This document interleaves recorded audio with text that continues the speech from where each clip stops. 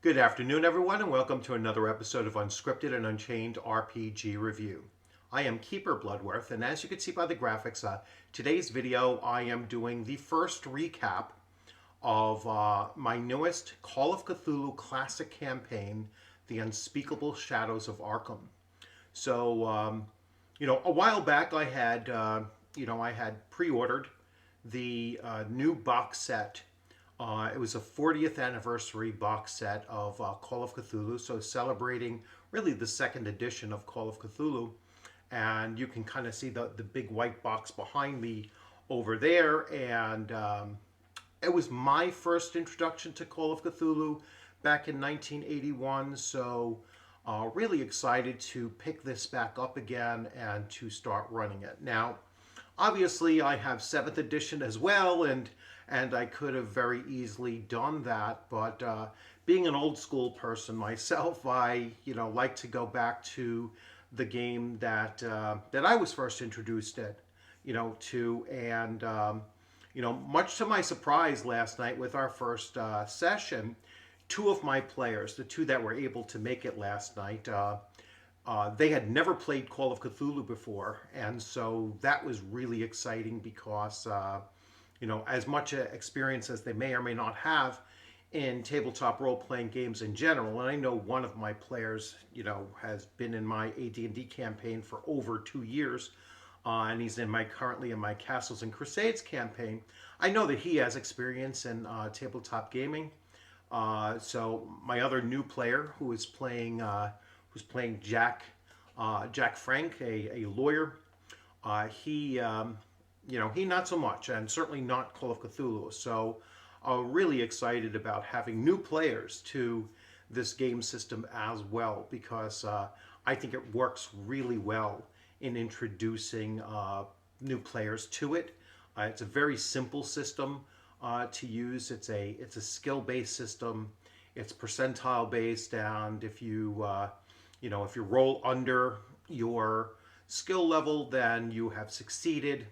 And then if you have succeeded in a skill, you put a little check mark on your character sheet that you have succeeded in that skill.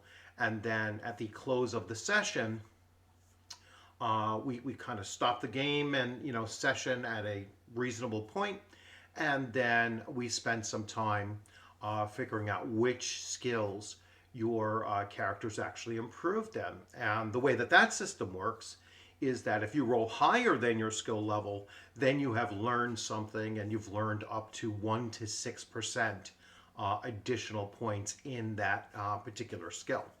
And we just go down the line, so if you've done successfully 5 different skills, you have the potential of growing in those 5 separate skills. The more skilled you were to begin with, the harder it is to actually improve. So, and we saw some examples of that as well last night. So it was a really, really good session.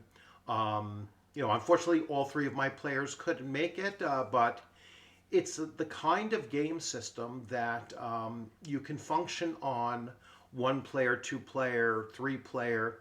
I think it gets a little bogged down with 4 or 5 players. So I think that 3 is actually ideal, especially if they have a good mix of skills and knowledge bases that they come to the table with. So without further ado, let me shift screens here. So this is what I'm talking about. So this is all that I had at my disposal at the table at the time, is just the 1 core rule book. This is all that we basically need.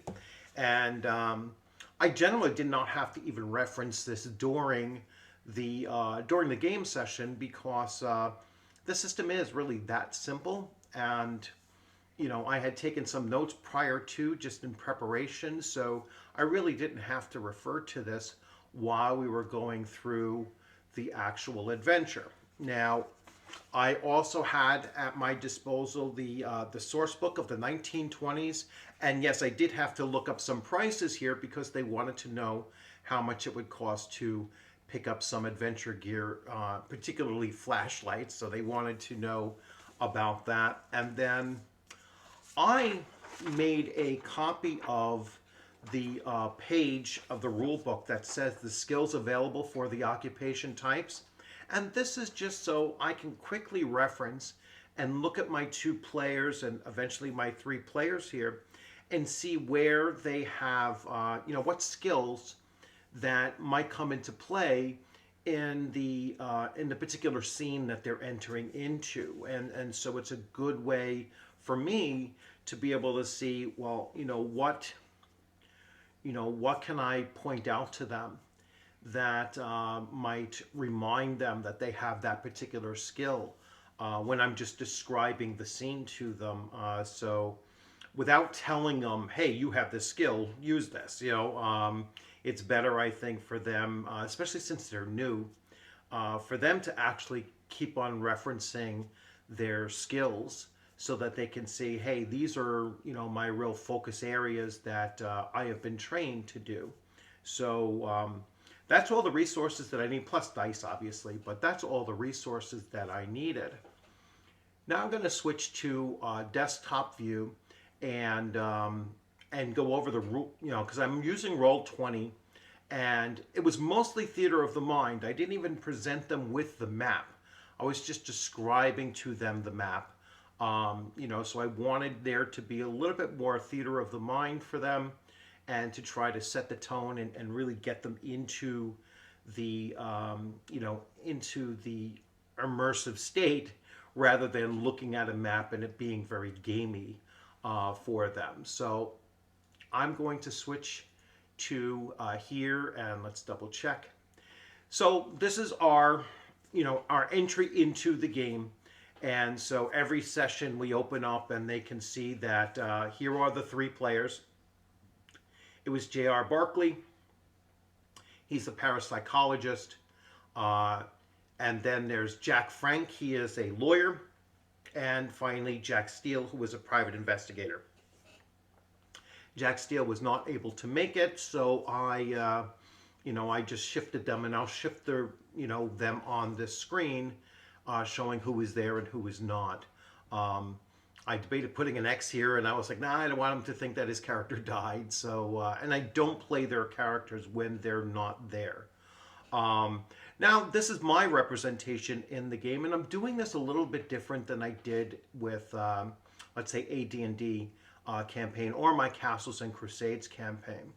The Keeper is actually an NPC in the game, and if they have questions about things, if their characters have questions about things, the player is not going to ask me directly.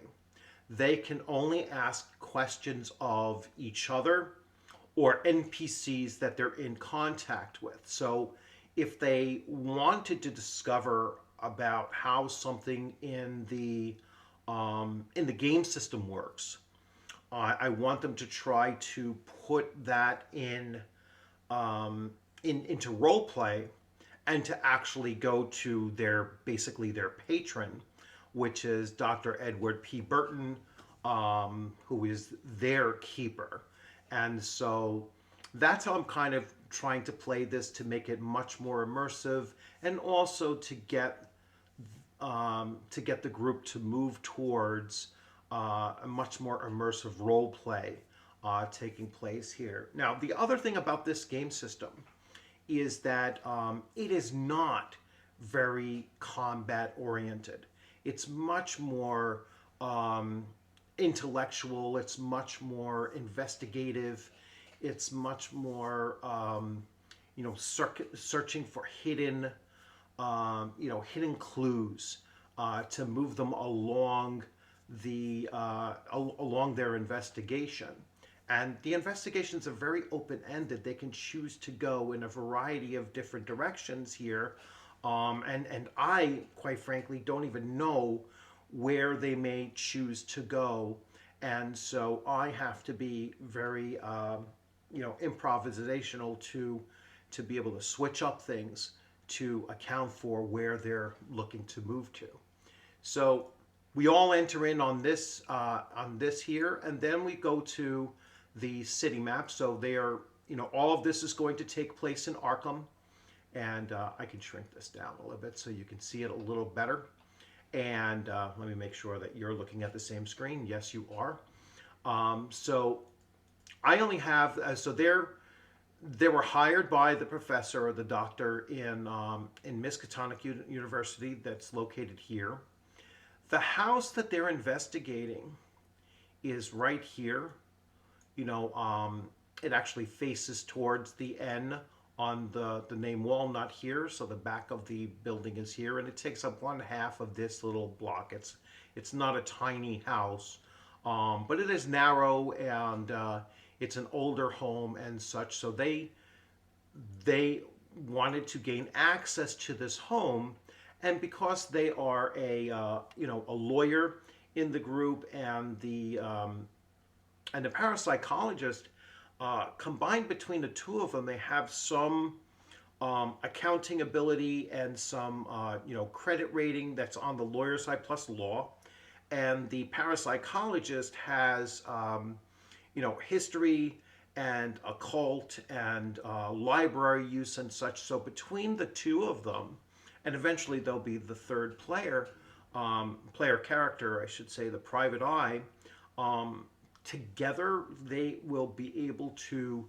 hit various aspects in investigation that I'm hoping that they eventually learn to utilize to maximum effect. So they left the university here with the plans of bringing to the bank, which is up over here, bringing to the bank a proposal to buy the home, because the only known homeowner of this house had passed away 2 months prior to, and they wanted to investigate the possibility that the home is for sale. So they went to the bank with a proposal to buy the home in the name of the professor, who is a pretty well-known at the university, certainly, but probably in town as well.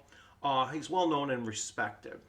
So they went there, and they had to use some of their skills. They had to use their credit rating skill and their accounting skill, and in particular it was the accounting skill.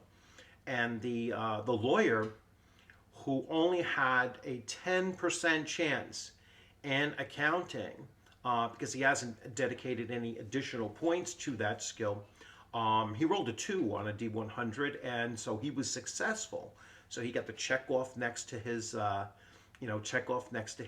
accounting skill, and he gained the information and gained the trust of the banker, and so they gave him he gave him the key, so that they drafted a permission that on the following Monday they will be able to travel to the home and and check it out, make sure that it is truly something that they want to purchase. So they spend the weekend doing a little bit of research at the local library to see what else they can find out about this person who died, and it turned out, when they're looking through the local newspapers that were kept at the public library, they found out, or they suspected, that whoever wrote the obituary was just somebody at the library, because there was nothing about the man whatsoever.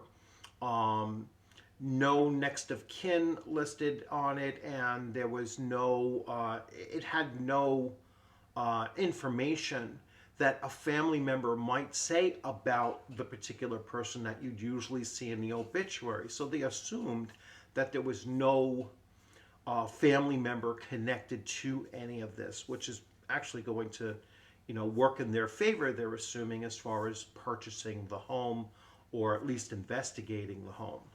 So then they headed out over to the home, and I am going to switch to this next image here, but I'm going to make sure that my players can't see the whole thing. So I'm going to switch and rejoin as a player, and that should bring me to this map here, and I'm going to double check to make sure you're seeing it the same way. Yes. So there we go. So that little manipulation actually worked. So I'm surprised at that. So this is the floor plan of the home. And I'll just shrink this down a little bit so you can see. And this is the floor plan of the home. And as I said, it's a narrow home, but it's long. And this is all that they have investigated thus far. Although I don't believe they set foot in the kitchen yet, so I could have filled that in, darkened that in. But they entered into the home, and they immediately split. They immediately separated. So one of the investigators, the lawyer, actually went upstairs to the second floor, and the parapsychologist remained on the bottom floor. And they started searching through, and the parapsychologist searched the bathroom first. And so he's going through and he's looking, and the bathroom looks fairly clean and tidy and everything. And he's pretty much done checking through there. And then he crosses over and he's looking in the parlor, and the parlor has some, and dining area has some, really nice furniture. This home is, even though this home is about 90 years old, it's really well manufactured. It has some, solid bones to it, really good woodwork done on its moldings and everything. So he kind of knows that it's a, this is not a rundown old home. He gets the indication that no one has used this dining room for quite some time, and even the fact that the owner of the home died 2 months ago, it still looks like it was out of use even longer than that. Then we switched up to the other player, and he ended up investigating this bedroom first, and this bedroom was even more out of use than than any of the other places so far. So this bedroom had been out of use much more than just 2 months, but it was still very tidy. The bed was made, more dust on it than some of the other areas in there. And then he investigated this number 4, which ended up being like a huge walk-in closet, where there was some men's summer clothing and some sports gear. So there were skis, and there was fishing tackle and such. But then there was a whole bunch of women's dresses and other clothing pushed further to the back of the room, and that kind of struck him as as odd, because there's been so far no indication of any other family members attached to this home. So he goes downstairs to let his investigative partner know what he found so far upstairs. And so they joined up almost around the same time. It took both of them about the same amount of time to investigate both the 2 rooms that they had entered in, and then they worked their way through the lower area where they had popped into this guest room number 4. They saw this locked door, which they can now see looks like it goes to a basement. So little heads up there. And then they entered this study. And it was in this study that they spent a good deal of time looking through some of the books. Now this is pushing into the evening hours, and although they have flashlights and everything, the electricity in the home is off. So they are, checking through it and everything, and they find some books that are going to be of great interest to them that will require some further study. They then both go back upstairs, and they discover, primarily this master bedroom number 3, where they find some more interesting, documents and such, including a picture. It's like a family picture that shows the very young Thaddeus Harlow. That's who this home belonged to. And his mother and father, and a girl that is roughly, that's weird pop-up, that's roughly his same age. So they assume that she was, in fact, his sister and possibly even his twin sister. They check out the game room, and the game room has a billiard table and some more photographs of, of Thaddeus Harlow and some friends of his in the picture. And so the lawyer, who has some photography skills, starts taking some pictures, and he was successful in taking some good pictures that might relay some information going forward. And then as the hours start to wane and it starts getting dark, they decide, let's leave and we'll come back. We'll come back on Tuesday morning, which is where we're planning on picking it up. So they return to, they go to a place to eat, and then they're going to return after they eat. They're going to go return to their own places where they stay. Now, it was at this point that I, stopped the session, and I am going to switch back to. I'm going to switch back to a screen here. Let's see how I do this without, again, revealing too much. Oh, I think I can just close this out, and it should rejoin as, and I just want to make sure we're on a different place. Oh, yes, we are. Great. That really worked well. So I want to show you the character sheet so that you can see how this works here. So Jack Steele was not there, so let's bring up one of the characters that was. So here's Jonathan, and I don't know how much bigger I can make this, so I can stretch this out a little bit. And let me make sure that you're looking at the same thing. Yes, you are. So here's Jonathan, and he was successful in several different skills, and you'll see that these actually jumped up. So his library use, which he already had a 50 in, actually jumped up to a 56. So he was successful in a library use. He was successful in an occult. And so he gained some skill points there. And I believe elsewhere he also was successful. I can check their roles here. So let's go back to Jonathan here.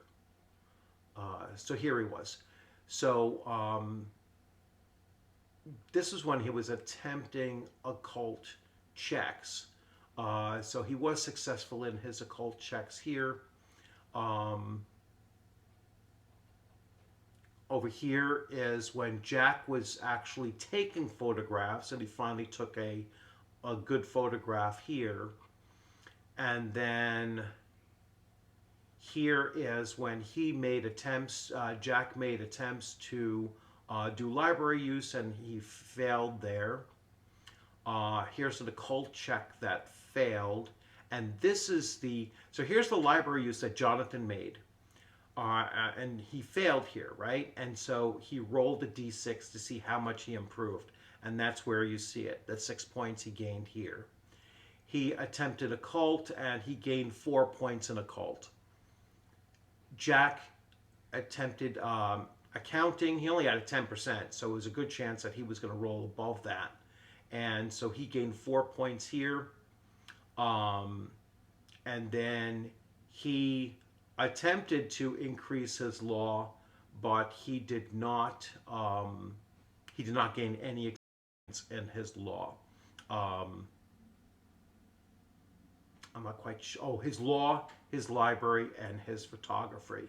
He had attempted all three of those, and he was not successful in all three of those. He just missed actually gaining some photography skill because he matched his skill level. As you can see there, it's a 35, and that's what his skill level was.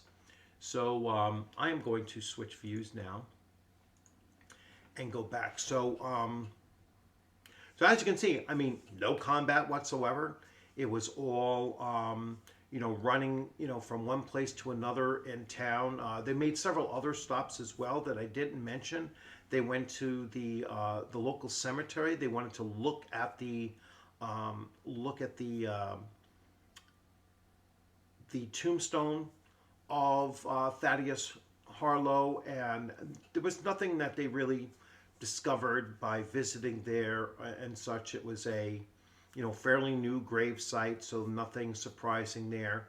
Um, the tombstone was actually very very unadorned with anything, so it was almost like just what the town would produce, or the city of Arkham would produce, with no other ads to it in any way. It was just his birth date and his death, and that's it. And I mean, they did discover that he was 36 years old when he passed, and so that prompted them to also go to the local library to look up the obituary. So there were several different spots around town that they were carrying their investigation to try to gain as much knowledge as they could about the circumstances of Thaddeus Harlow's death, and then what was so significant about his home. Now, what brought them to this investigation goes back to the very opening scene of the campaign. All right, and that was their introduction to their benefactor, their employer now, and and that is Dr. Burton. So Dr. Burton has hired them to do these investigations throughout, throughout Arkham, because he's been tasked with a research project at his university, at the University of Arkham, Miskatonic University, I should say, and so he can't do the field work himself, and he kind of filled them in that he received this journal from it's a journal of Thaddeus Harlow's writing, and it had some very strange and occult-like writings in it. And so that's what really prompted him to want to look further into this home. And he being a very savvy individual, having been an investigator himself, and this is him in this image here. He knew what he would need as far as a team is concerned in order to do these investigations. So he wanted to hire a parapsychologist. He wanted to hire a private investigator, and he wanted to hire a lawyer. And he felt that is the best combination of professions that will allow him to continue doing his research at the university. Meanwhile, his team is out there with as many tools as they can have at their disposal in order to do these investigations, and then just bring back to him details of what they have learned, what they have acquired during their investigations, and they're of course getting paid a fairly hefty sum. They're getting paid $200 a month, with a guarantee for the first 3 months in advance that that they will at least minimally be employed. And so it was really a great session, and both of the players enjoyed it.